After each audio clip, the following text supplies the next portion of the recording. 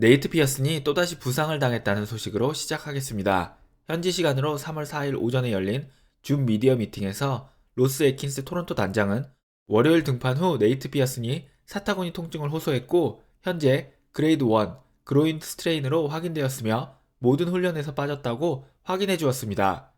보통 5%까지의 근섬유 손상이 일어나면 그레이드 1이라고 판정받는다고 합니다. 걷는 것을 비롯한 일상생활은 가능하지만 달리기나 웨이트와 같은 훈련은 불가능한 상태라고 합니다. 큰 부상이 아닌 것은 다행이지만 회복에 1주에서 2주가 걸리는 만큼 3월 말까지 네이트 피어슨의 훈련 참가가 어려워 보이며 애킨스가 서두르지 않고 천천히 회복하도록 하고 있다고 밝힌 만큼 아마도 이번 스프링 트레이닝 기간 동안은 더 이상 네이트 피어슨의 실전 투구를 보는 것은 힘들어 보입니다.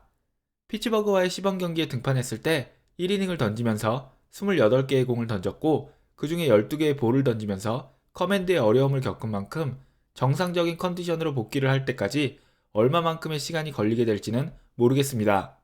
토론토 팬들은 지난해에도 손가락 부상으로 부상자 명단에 들어간 뒤 복귀하기까지 5주 정도가 걸렸는데 첫 시범 경기 등판에서 1이닝을 던진 후에 사타구니 부상을 당하는 모습을 보면서 더스틴 맥고완과 에런 산체스의 악몽을 떠올리고 있습니다.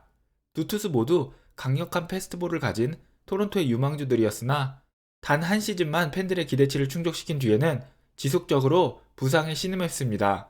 과연 네이트 피어스는 에런 산체스와 더스틴 맥고완의 뒤를 따르게 될까요? 아니면 팬들이 기대하는 대로 메이저리그의 훌륭한 선발 투수로 성장해줄까요? 로스 애킨스 단장은 네이트 피어슨의 부상을 확인해주면서 한 가지 이야기를 더했습니다. 현재 추가 증인들이 나오면서 더 커지고 있는 캘러웨이 사건에 관한 것이었는데요.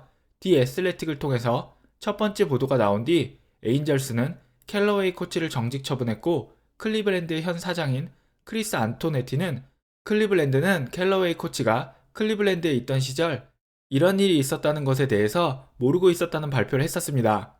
최근 디 애슬레틱은 추가 기사를 통해서 클리블랜드는 캘러웨이의 행동에 대해서 이미 다 알고 있었으며 캘러웨이가 클리블랜드의 투수 코치로 있던 시절 내부 고발 시도도 있었고 선수들과 구단 관계자들의 부인들을 통해서도 이 이야기가 여러 번 나왔다고 밝혔습니다.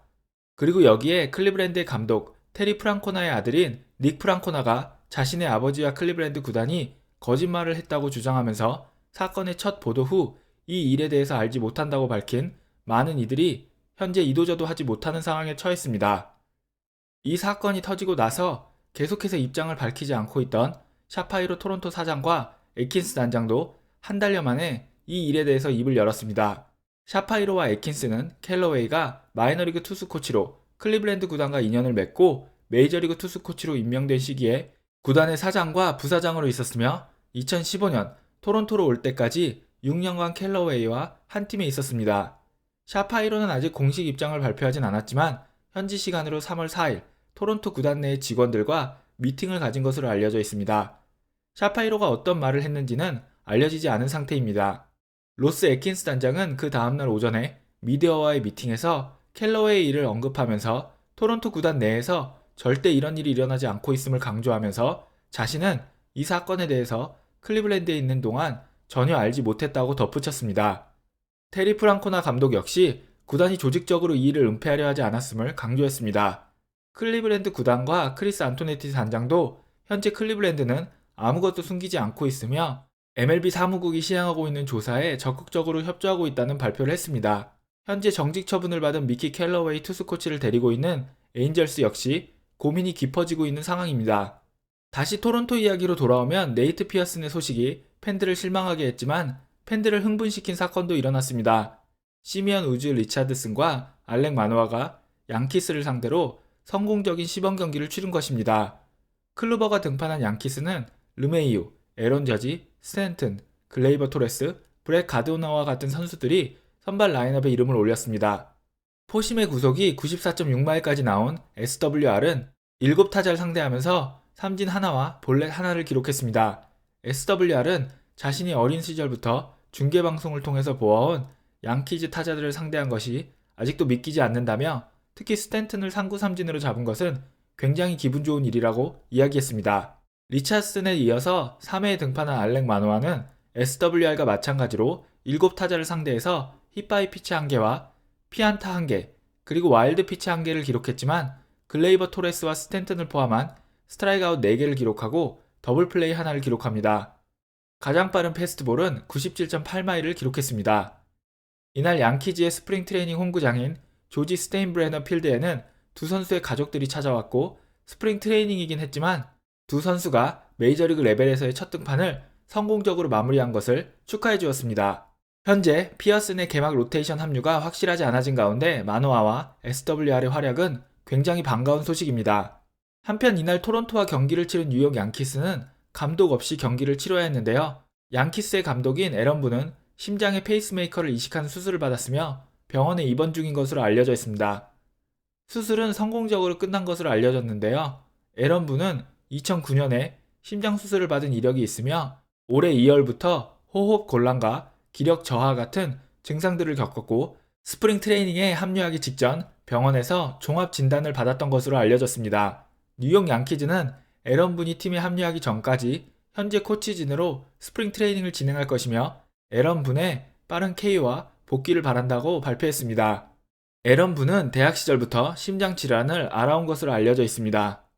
심장 수술을 받고 야구를 계속한 선수는 자신밖에 없을 것이라며 평소에도 자신의 심장 수술 이력에 대해서 공개적으로 이야기해오는 등 양키스의 감독 생활을 하기에 자신의 건강 상태가 이상이 없다는 것을 공개적으로 이야기하곤 했었지만 두 번의 심장 수술을 받은 그가 30개 구단 중 중압감과 스트레스가 가장 큰 구단으로 알려진 양키스의 감독직을 얼마나 더 할 수 있을지는 의문입니다.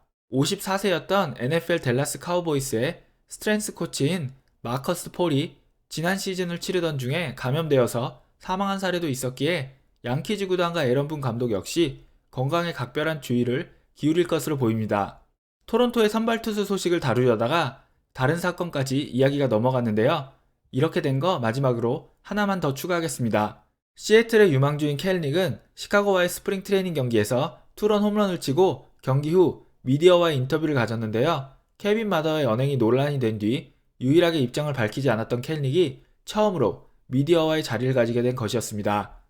켈닉 전에 인터뷰를 한 시애틀의 스캇 서비스 감독은 켈닉과의 관련된 질문을 받고는 제가 대답하는 것이 적절한지 모르겠습니다. 당사자인 켈닉이 곧 나오니 직접 물어보시죠. 본인이 직접 대답하는 게 맞는 것 같습니다. 라고 이야기했고 뒤이어 등장한 켈닉은 자신과 관련된 논란에 신경 쓰지 않는다고 말하면서 서비스 타임과 관련된 논란에 대해서도 현재 그 논란을 자신을 자극해주는 좋은 도구로 사용하고 있다면서 시애틀이 자신을 승격시킬 수밖에 없도록 실력으로 증명하겠다고 했습니다. 오늘 준비한 이야기는 여기까지입니다. 여러분 모두 좋은 하루 보내세요.